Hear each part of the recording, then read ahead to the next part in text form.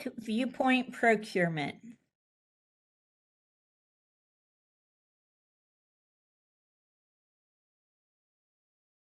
Operations Manual New Process. Please refer to the Operations Manual that can be found in Connect You under Operations Manual for the latest requirements.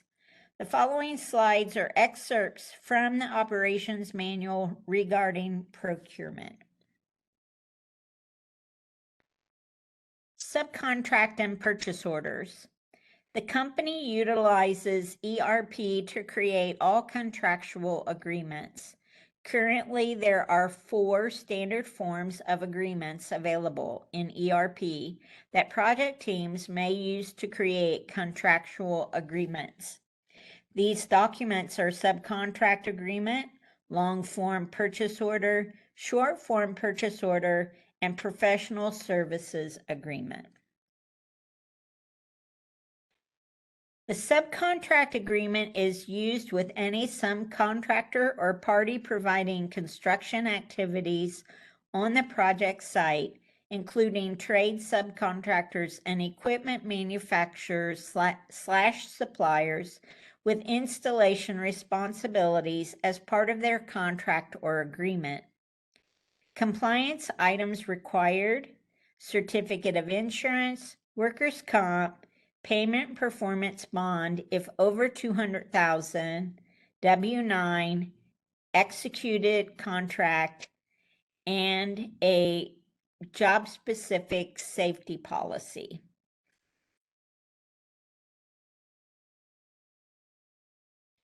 A long-form purchase order is used to procure major equipment, large quantities of supplies or materials. This purchase order also applies to equipment manufacturers or suppliers having on-site testing and startup responsibilities, but no other installation responsibilities. Compliance items required: certificate of insurance, workers' comp if on-site, W-9, and an executed contract.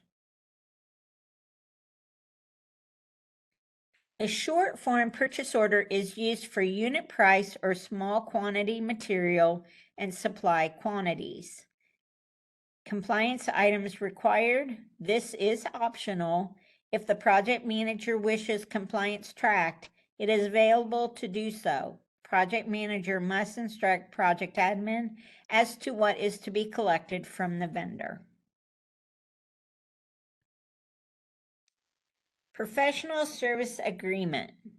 The professional service agreement is designed for small contracts for engineering or architectural services only. For example, soil testing.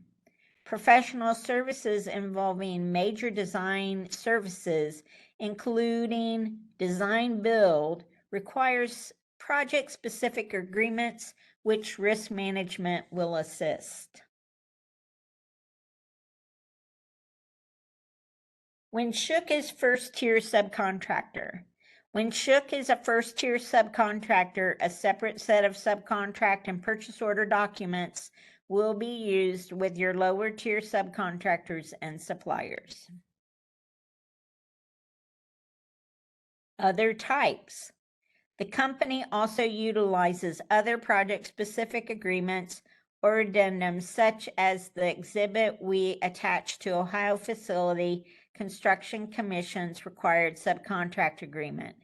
The company may also, from time to time, utilize AIA, EJCDC, or DBIA agreements.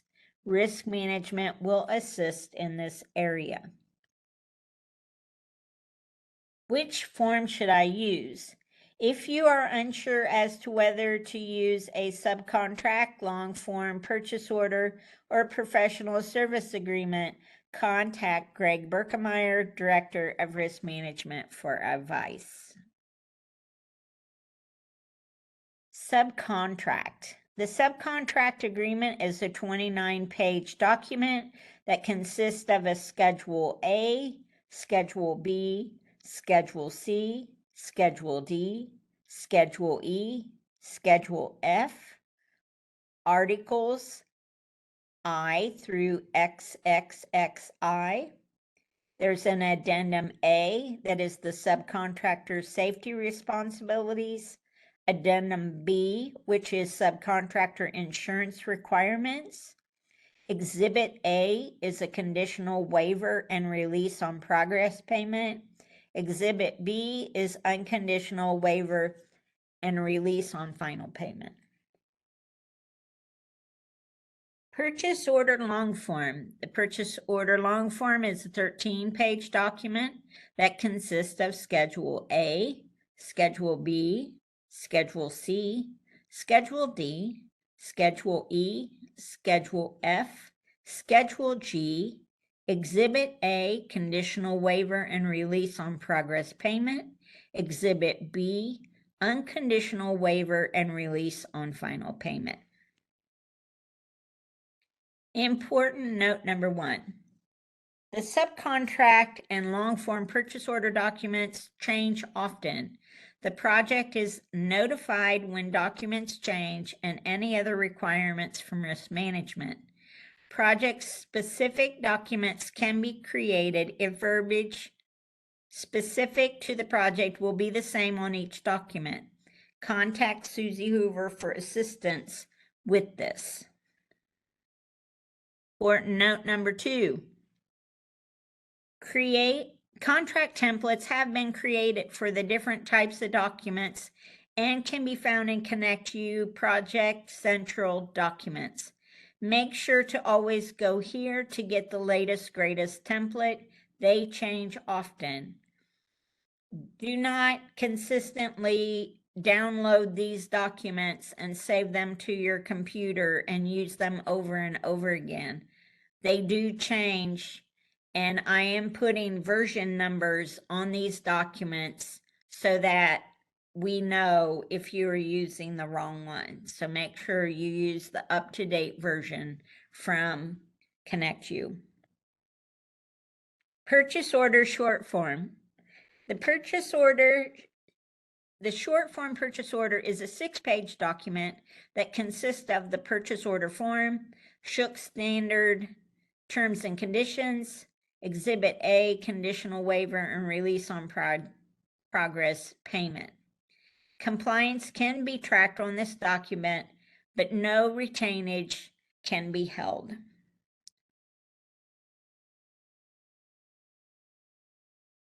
Subcontractor purchase order long form contract template.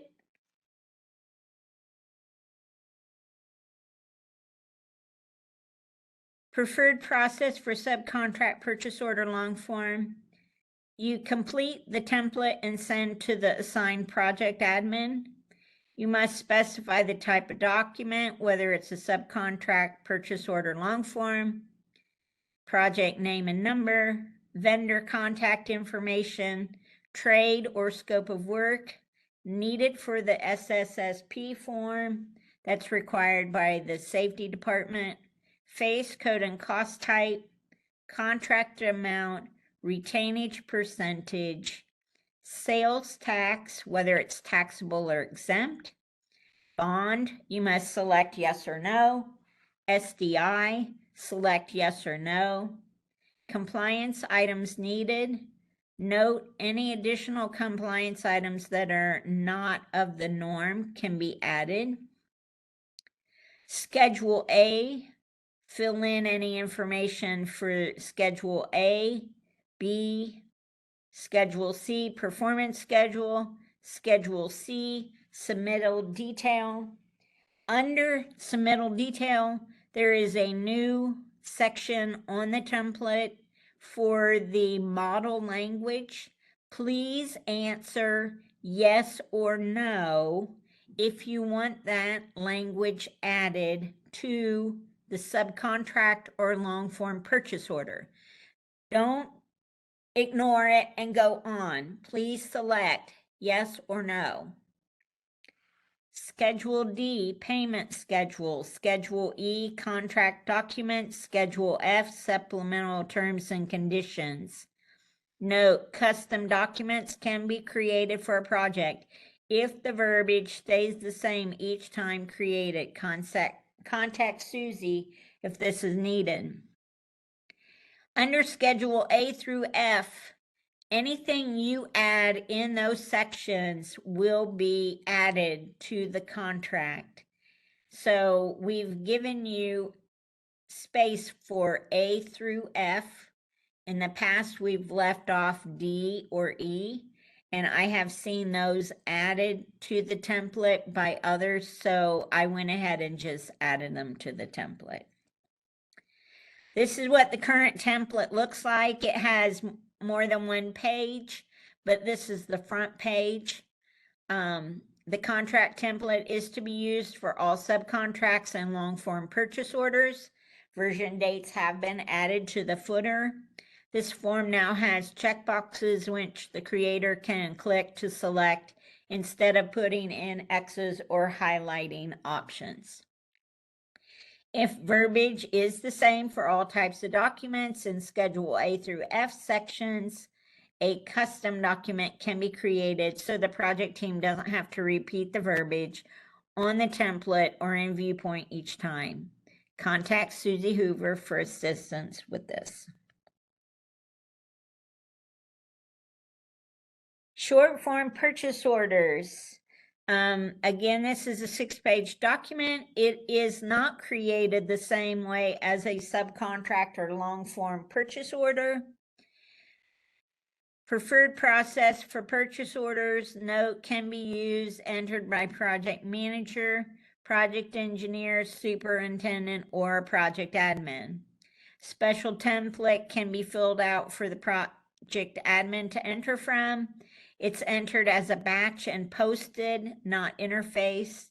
Compliance can be tracked. Project admin must be made aware of what is to be tracked.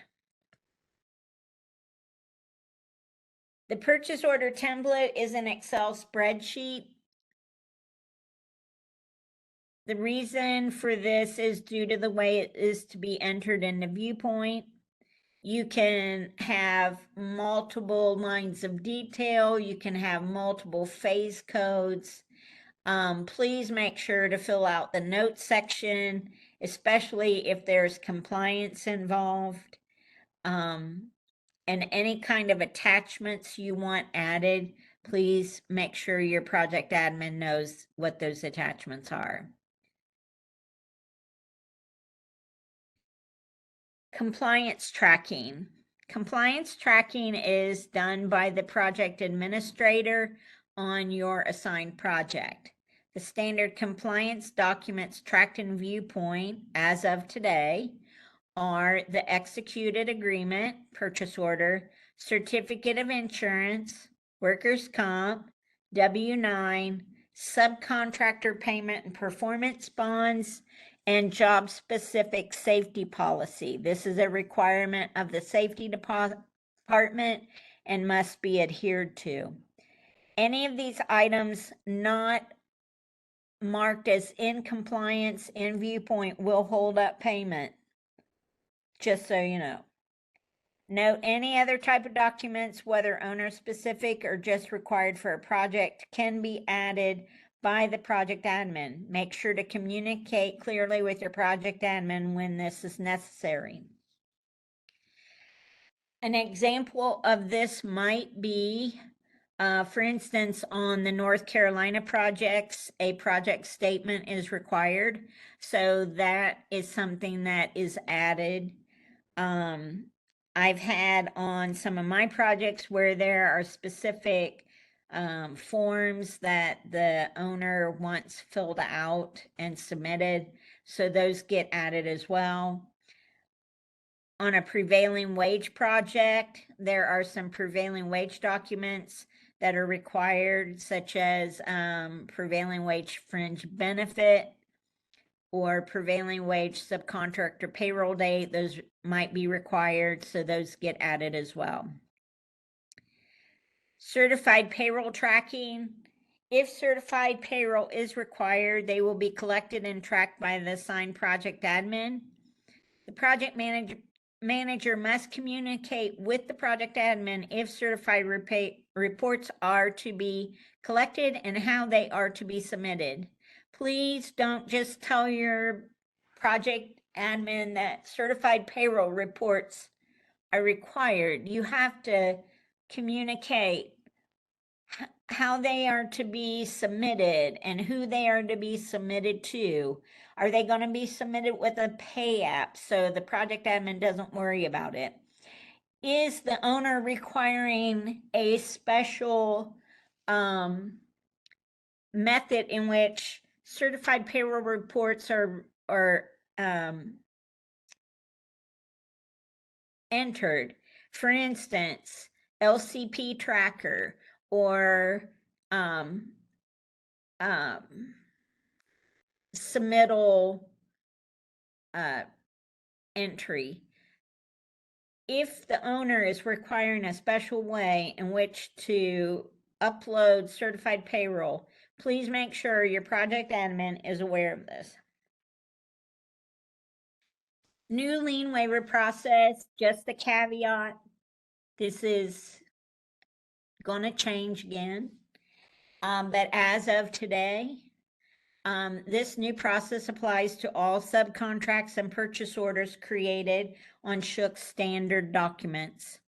Subcontractor supplier are to provide a properly executed conditional lien waiver with every pay application invoice submitted to Shook.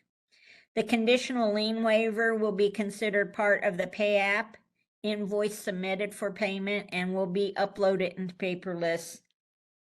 The project manager is responsible for making sure that the executed lien waivers are attached to every pay app invoice they receive in paperless during the review process.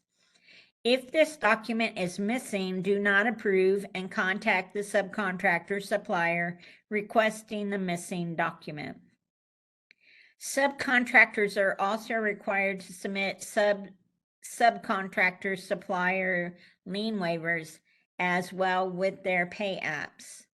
It is the project manager's responsibility to make sure that these documents are attached to the pay apps received from the subcontractors.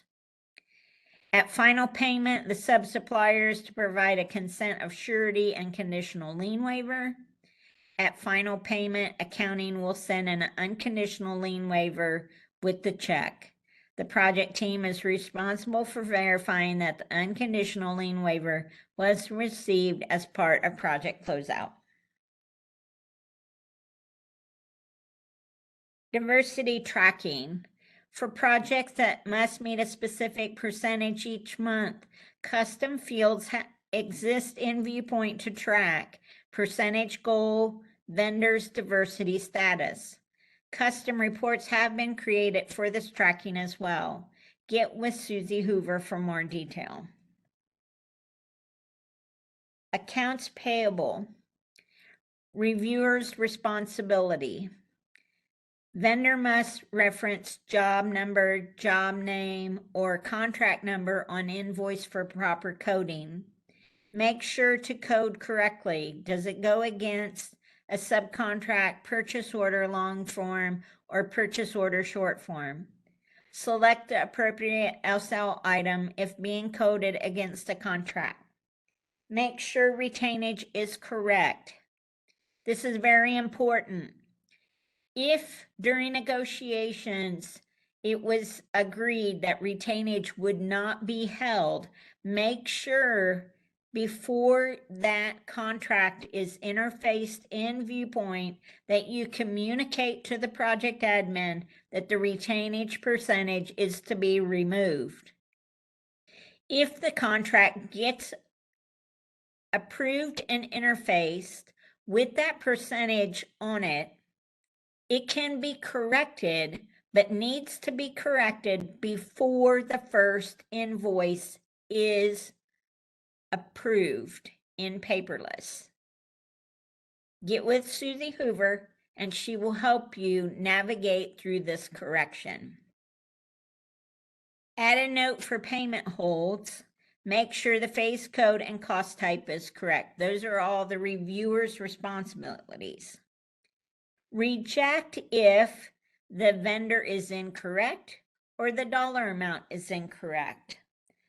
A do not pay It is used if the project team's it is the project team's, not accounts payable, responsibility to contact the vendor if the invoice is not going to be paid due to billing errors. So if you mark an invoice as do not pay, it is the project team's responsibility to get with the vendor to get it corrected. Also communicate with accounts payable when a correction has been made. Attach receivers of material purchases.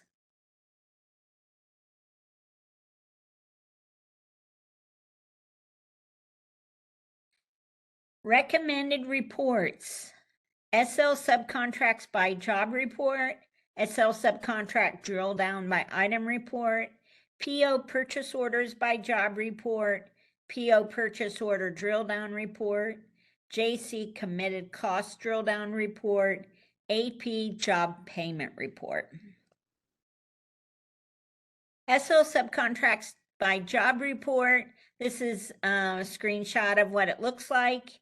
It gives you a summary of every subcontract and long form PO that's been created. It will only show up on this report once it's been approved and interfaced. It tells you the subcontract long form PO number, the vendor name and vendor number, the current contract amount. So any change orders added will affect that current contract column. How much has been billed to date, how much has been paid to date, any retainage held, current due. So that's invoices that are sitting waiting to be paid. And then the to be billed column is what is left. Make sure you review this monthly when you're doing your monthly processes to make sure that these numbers look okay. If you see something in the current due column that shouldn't be there, get with accounts payable and find out why. Maybe it's being held due a compliance item. Maybe it's being held up because it has the wrong hold for pay app number on it. But check and verify as to why something might be sitting there if it's there for a long period of time. The SL subcontract drill down report by item.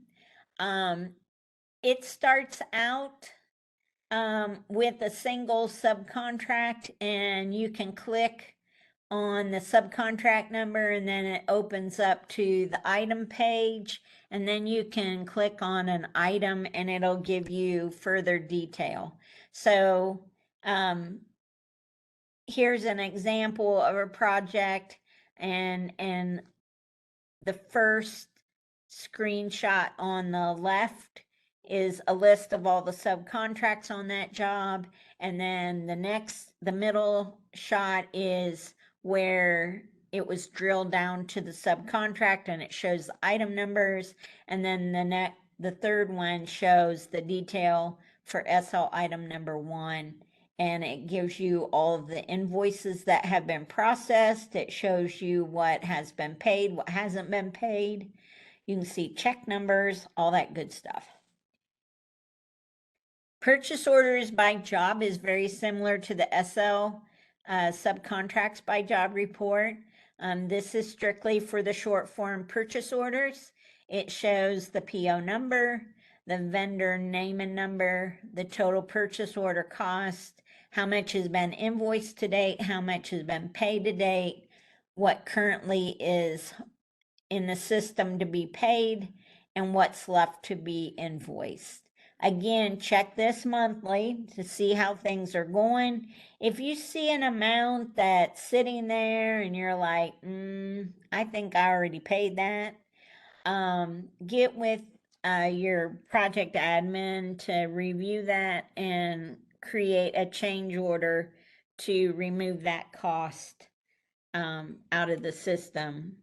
It's not worth having accounts payable to go in and move the cost to that purchase order. Purchase order drill down. Very similar to the SL subcontract drill down. It starts out with a purchase order, a list of purchase orders for that job, and then you can just double click on the PO number and it shows you the items. And in this example, there's been multiple change orders entered, so there's a lot of PCO items. And then you have your further drill down. When you click on the PO item, you can see again what's been paid, what hasn't been paid. If you wanted to see actual invoice detail, you can click on the AP to get further detail. JC committed cost drill down report.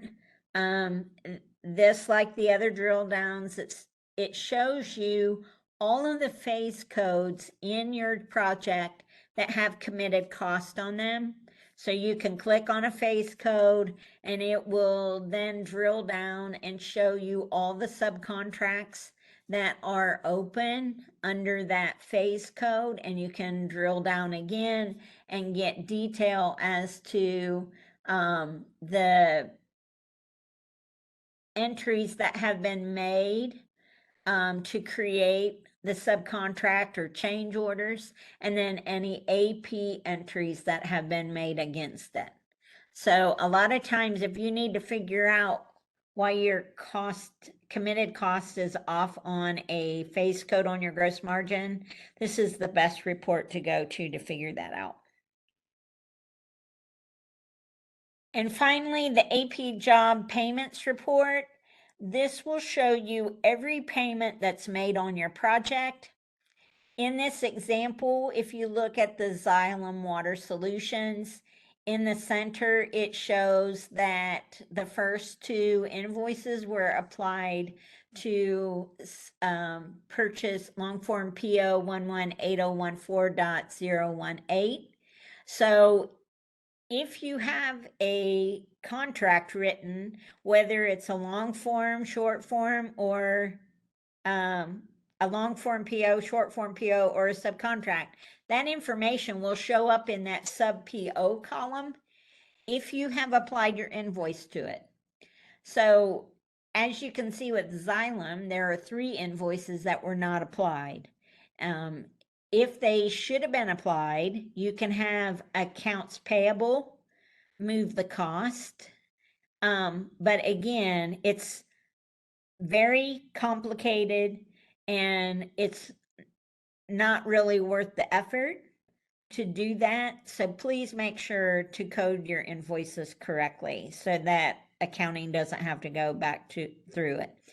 If you insist that it has to be fixed, make sure you get it fixed immediately, not months and months and months down the road, because that makes it even more complicated.